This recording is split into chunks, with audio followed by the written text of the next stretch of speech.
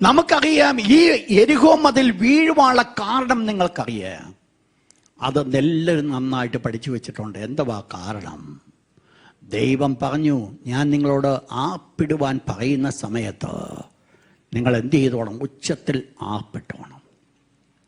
ഞാൻ ആ വിഷയം ഞാൻ സമ്മതിക്കുന്നുണ്ട്. പക്ഷേ ഞാൻ അതിന് മുൻപിലേക്ക് ഞാൻ കടന്നു വരികയാണ്.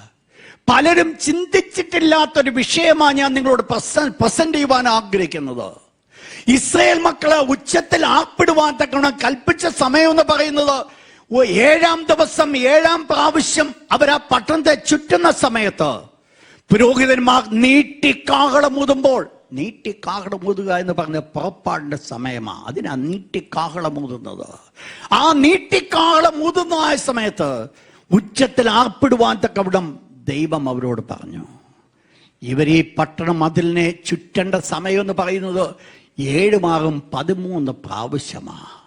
ഈ 7 ദിവസത്തിനുള്ളിൽ 13 പ്രാവശ്യം അവർ ആ യെരിഹോ മതിലിനെ ചുറ്റണം. എന്നാൽ 12 പ്രാവശ്യവും സ്വർഗത്തിലെ ദൈവം അവരോട് പറഞ്ഞ ഒരു കാര്യമുണ്ട്. പുരോഹിതന്മാർ ആട്ടിൻകൊമ്പ് കൊണ്ട് നീട്ടി കാഹളമൂതണം, അത് ആവശ്യമാ. പക്ഷെങ്കിൽ ഈ പിന്നാലെ നടക്കുന്ന ജനം ഒരു വാക്കുപോലും ഉരിയാടാതെ അവർ നടക്കണം. ശ്രദ്ധിക്കണേ, ഉച്ചത്തിലാക്കുവാൻ തക്കവണ്ണം ദൈവം അനുവാദം തന്നത് 12 പ്രാവശ്യം നീ മിണ്ടാതെ നടന്നിട്ടാണെന്നുള്ളത് ഓർക്കേണ്ടത് ആവശ്യമാണ്. മിണ്ടാതിരിപ്പാൻ അറിയാത്ത നിനക്ക് ഉച്ചത്തിൽ ആപ്പിട്ടാൽ ഒന്നും നടക്കത്തില്ല. നീ ഉച്ചത്തിൽ ആപ്പിട്ടപ്പോൾ നടക്കുവാനുള്ള കാരണം നീ മിണ്ടാതിരുന്നതാ.